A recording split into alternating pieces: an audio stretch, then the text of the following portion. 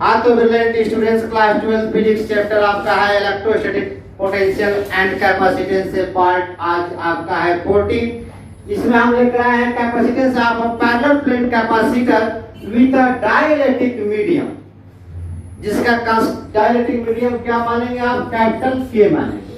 यानी dielectric medium जिसका thickness small T हो और उस स्मॉल टी थिकनेस के डाइलेक्ट्रिक मीडियम को दो पैरेलल प्लेटों के बिटवीन इंट्रोड्यूस कराएंगे, तब उस पर देखेंगे फॉर्मूला क्या आएगा। वैसे फॉर्मूला आएगा आपका C = ε0 A upon D minus T plus T upon Q। ये आपको प्रूव करना है इस हेडिंग के अंतर्गत। इसके बिफोर पार्ट 30 में हमने पैरेलल प्लेट कैपेसिटर के लिए फॉर्मूला प्रूव किया था। वो फॉर्मूला आपका आया था C = ε0 A अपॉन क्या आया था? D आया था। ये फॉर्मूला है। आज उसी दोनों प्लेटों के बिटवीन हम स्मॉल टी थिकनेस का कोई डाइलेक्ट्रिक मीडियम है जिसको क्या करेंगे? दोनों प्लेटों के बिटवीन इंट्रोड्यूस करेंगे। आइए आप फिगर बनाते हैं। ये दो प्लेट हमने लिया, x एंड y दो प्लेट ले लिया। यहाँ देखिए, ये प्लेट x है और एक प्लेट हमने y लिया, एक प्लेट हमने y ले लिया। चलिए, ये प्लेट y है, दोनों प्लेटों के बिटवीन का डिस्टेंस स्मॉल d।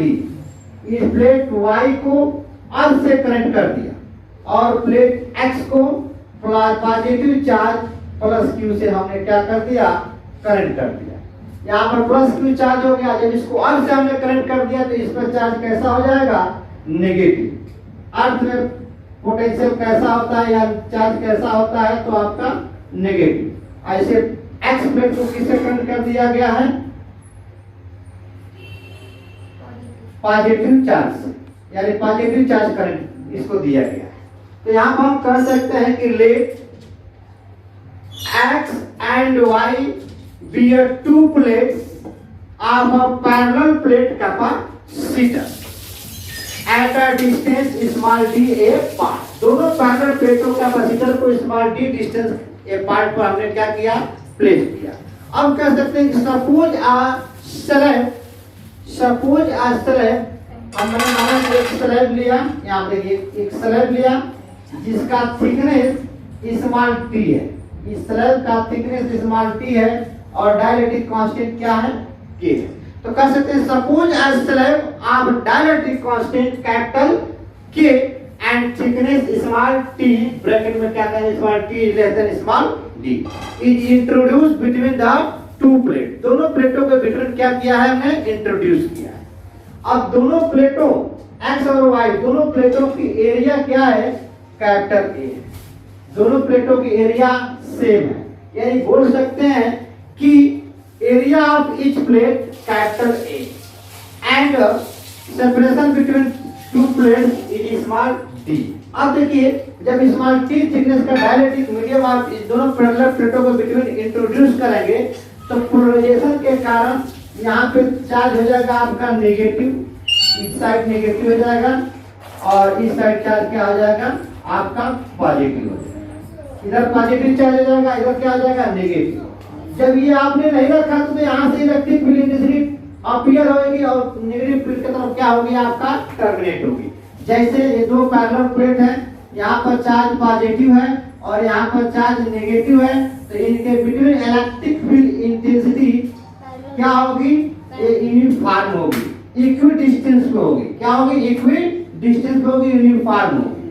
अब इन्हीं के बिटवीन हमने क्या किया? स्मॉल टी थिकनेस का कोई डाइलेक्ट्रिक मीडियम इंट्रोड्यूस कर दिया जिसका डाइलेक्ट्रिक कांस्टेंट क्या है? कैपिटल के है। तो इधर अकॉर्डिंग टू पोलराइजेशन का इधर हो जाएगा नेगेटिव चार्ज, इधर हो जाएगा आपका पॉजिटिव चार्ज। तो ध्यान दें, अब इनके बिटवीन जब ये डाइलेक्ट्रिक मीडियम नहीं था तो इंटेंसिटी हमारा क्या मिलेगा? जब ये डाइलेक्ट्रिक मीडियम नहीं रहेगा तो इनके बिटवीन इलेक्ट्रिक फील्ड इंटेंसिटी जो आपका मिलेगा वह एयर के लिए होगा। Electric field intensity between the plates in air E is equal to sigma upon epsilon not into क्या मिलेगा? आपका A मिलेगा। अभी बताता हूँ आपको, ध्यान दें। अब इतना फिगर बनाने के बाद आप कहेंगे कि according to definition of the capacitance of the capacitor क्या होता है? C is equal to Q upon V होता है। इसे आप मान लें equation first, C is equal to Q upon V। अब सरफेस चार्ज डेंसिटी क्या होता है? Sigma. Surface charge density is equal to charge per unit area होता है। Linear charge density charge per unit length, surface charge density charge per unit area, volume charge density charge per unit volume. तो surface charge density on each plate sigma is equal to क्या हो जाएगा आपका? Q upon A। Sigma is equal to Q upon A और Q is equal to आप क्या लिख सकते हैं? सिग्मा इंटू A लिख सकते हैं। इसे आप मान लें इक्वेशन सेकंड। तो इक्वेशन फर्स्ट में Q की अगर आप वैल्यू पुट करते हैं, यानी putting the value small Q in equation first, तो C इज इक्वल टू हम लिख सकते हैं सिग्मा इंटू A अपॉन क्या लिख सकते हैं? V क्या है? इन दोनों प्लेटों के बिटवीन का पोटेंशियल है। इसको आप मान लें इक्वेशन थर्ड। अब समझ में, अब ध्यान समझे। अब इलेक्ट्रिक पोटेंशियल देखिए। इलेक्ट्रिक पोटेंशियल स्केलर क्वांटिटी आपकी होती है। पोटेंशियल कैसी क्वांटिटी होती है? तो स्केलर क्वांटिटी होती है। पोटेंशियल आपकी स्केलर क्वांटिटी होती है। तो यहाँ पर ध्यान दीजिए, इलेक्ट्रिक पोटेंशियल दो लिया जाएगा। एक होगा यहाँ पर इलेक्ट्रिक पोटेंशियल आएगा, हमने ले लें एयर के लिए और एक ले लें हम लोग मीडियम के लिए, या एक डायरेक्ट्रिक मीडियम कैपिटल K है। तो हमने कहा V1 को कहेंगे potential due to air, potential due to air. हमने क्या बोला? Electric potential due to air. तो electric potential due to air के लिए फार्मूला V1 हमने माना। अब फार्मूला क्या करेंगे? ध्यान दीजिए, जैसे आपको बताया गया था रिलेशन, या आप पढ़े थे पोटेंशियल ग्रेडियंट, फार्मूला आता है E is equal to minus dV upon क्या होता है? dx होता है। तो माइनस साइन यहाँ पर रिप्रेजेंट क्या करता है कि इलेक्ट्रिक फील्ड इंटेंसिटी के डायरेक्शन में पोटेंशियल आपका क्या करता है? तो डिक्रीज करता है। यानी अगर हम इलेक्ट्रिक फील्ड के डायरेक्शन में जाते हैं तो पोटेंशियल आपका क्या करेगा? डिक्रीज करेगा। माइनस साइन यहाँ पे रिप्रेजेंट करता है। तो यहाँ पर हम लिख सकते हैं E इज इक्वल टू, ये स्मॉल पोटेंशियल है, हम यहाँ पे स्मॉल पोटेंशियल की large potential E is equal to V upon क्या ले लें? X ले लें। तो V इज इक्वल टू क्या मिल जाएगा? E इंटू X मिल जाएगा। ये हमने लिखा potential due to air, potential due to air, यानी V1 इज इक्वल टू हम लिख सकते हैं electric field intensity in air medium into distance अब कितना हो जाएगा? ध्यान दें, ये पोटेंशियल ड्यू टू एयर। यहाँ को देखिए, ये फिगर, ये दो प्लेट हो गए, ठीक। अब स्मॉल टी थिकनेस इसकी डायरेक्टिव कांस्टेंट क्या है? K है, और इनके बिटवीन का डिस्टेंस क्या है? D है। अब स्मॉल टी थिकनेस का डायलेक्ट्रिक मीडियम कैपिटल K को इसके दोनों प्लेटों के बीच इंट्रोड्यूस कर देते हैं। तो मान लीजिए इतना हो गया स्मॉल टी, इतना हमने प्लेस कर दिया, ये हो गया आपका स्मॉल टी थिकनेस का। तो अब इतना एयर पार्ट हो गया, एयर पार्ट क्या बचेगा? अब क्या बचेगा आपका? D minus T। इतना डिस्टेंस क्या हो जाएगा? D माइनस T हो जाएगा। तो V1 is equal to EA D minus आप क्या लिखेंगे? T, या electric potential due to air gap के लिए दोनों प्लेटों के बीच जो एयर है उनके बीच हमने क्या लिखा? तो इलेक्ट्रिकल पोटेंशियल लिखा। ये बात समझ में आया? अब देखिए, फिर हमने कहा V2, तो V2 को आप कहेंगे potential due to a dielectric medium K, कहेंगे potential due to a dielectric medium या डाइलेक्ट्रिक स्लैब या मीडियम। तो यहाँ पर हम लिख सकते हैं V2 का वैल्यू क्या? According to potential gradient V2 is equal to electric field intensity in a dielectric medium into distance अब क्या हो जाएगा? स्मॉल। क्या आ जाएगा डिस्टेंस आपका स्मॉल टी।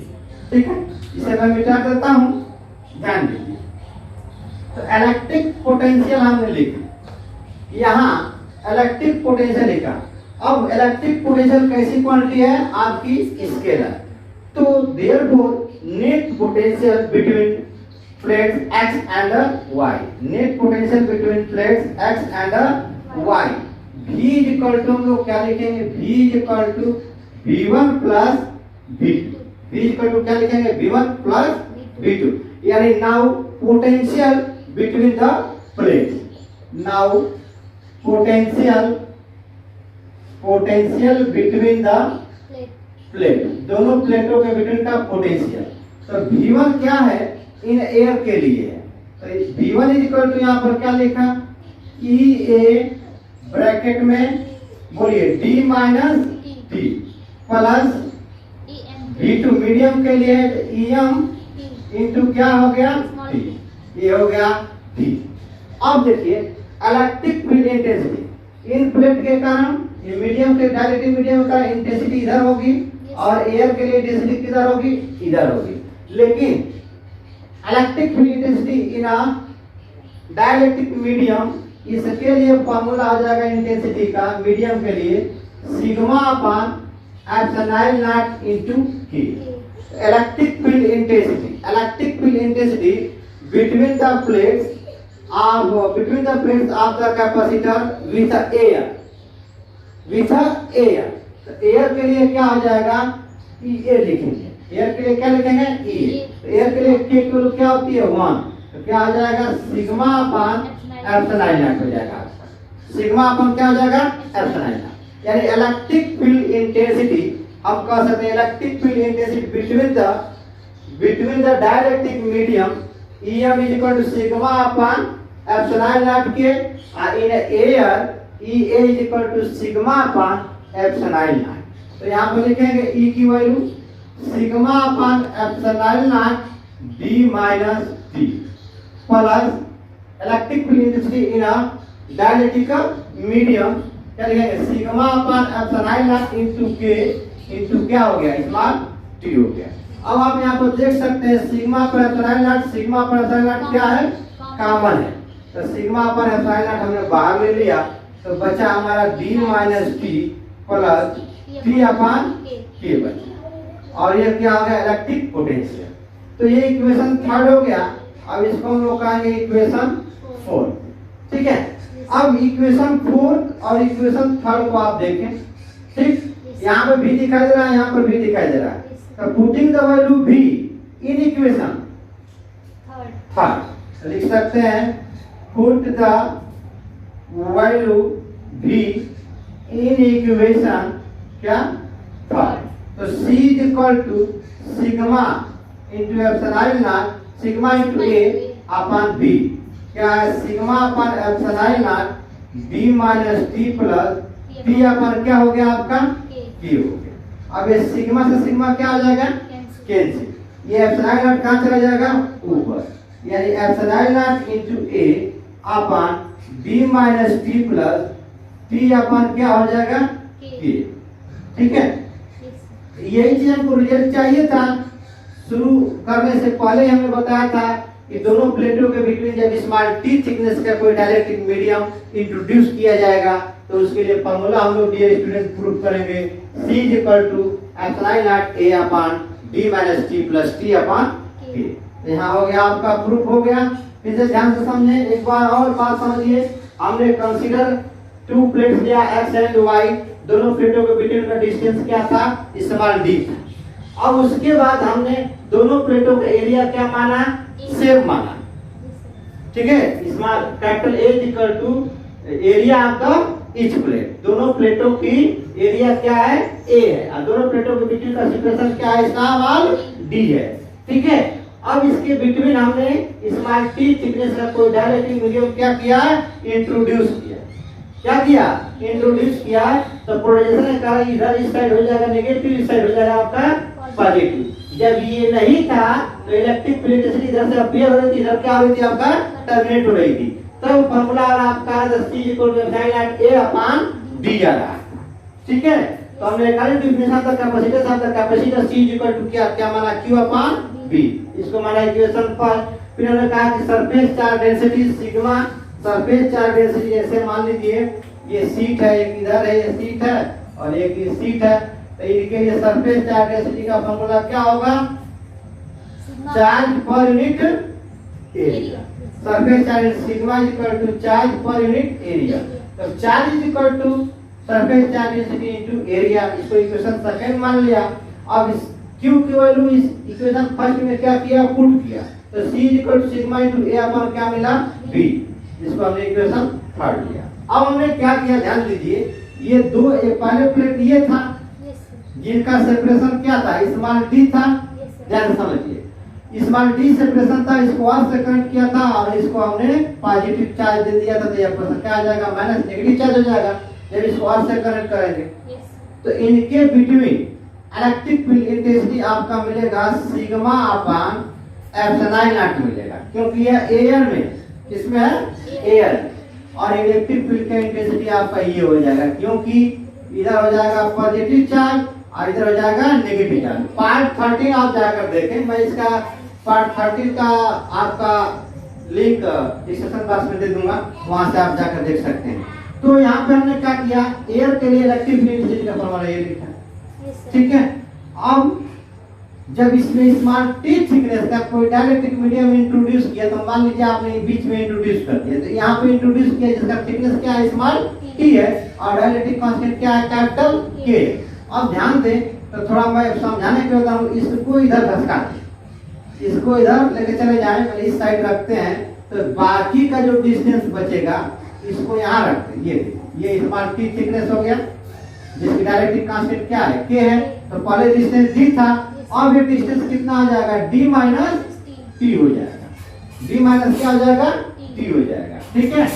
तो हमने एयर के लिए इलेक्ट्रिक फील्ड इंटेंसिटी ये लिखा, और मीडियम इसके लिए डायरेक्ट्रिक कांस्टेंट के लिए इलेक्ट्रिक फील्ड इंटेंसिटी का फार्मूला है sigma upon epsilon not into डायरेक्ट्रिक constant के, ठीक। अब देखिए इलेक्ट्रिक पोटेंशियल का फार्मूला होता है V equal to E into x, that's distance है। According to definition of the potential gradient E is equal to minus dV upon क्या होता है dx, माइनस साइन हमेशा ले जाते हैं, minus sign are represented direction of electric field intensity, potential will be decrease, यानी electric field intensity के direction में आप जाएंगे तो पोटेंशियल आपकी क्या करेगी, डिक्रीज करेगी। तो माइनस हटा देते हैं, dV की जगह V रख देते हैं, V इक्वल टू E और dx की जगह क्या रखते हैं, x। तो हमने पोटेंशियल दो पोटेंशियल लिया, क्या लिया, दो पोटेंशियल लिया, एक एयर का लिया, एक का किसका लिया, मीडियम का लिया। तो नेट पोटेंशियल एयर का पोटेंशियल प्लस मीडियम का पोटेंशियल, एयर के पोटेंशियल को V1 माना और मीडियम के पोटेंशियल को V2 माना। तो एयर की पोटेंशियल इक्वल टू ने क्या लिखा, एयर की इलेक्ट्रिक फील्ड इंटेंसिटी और एयर का डिस्टेंस क्या था, d माइनस t, प्लस अब डायरेक्ट्रिक मीडियम की इलेक्ट्रिक फील्ड इंटेंसिटी इनटू उसका डिस्टेंस थिकनेस स्मॉल t।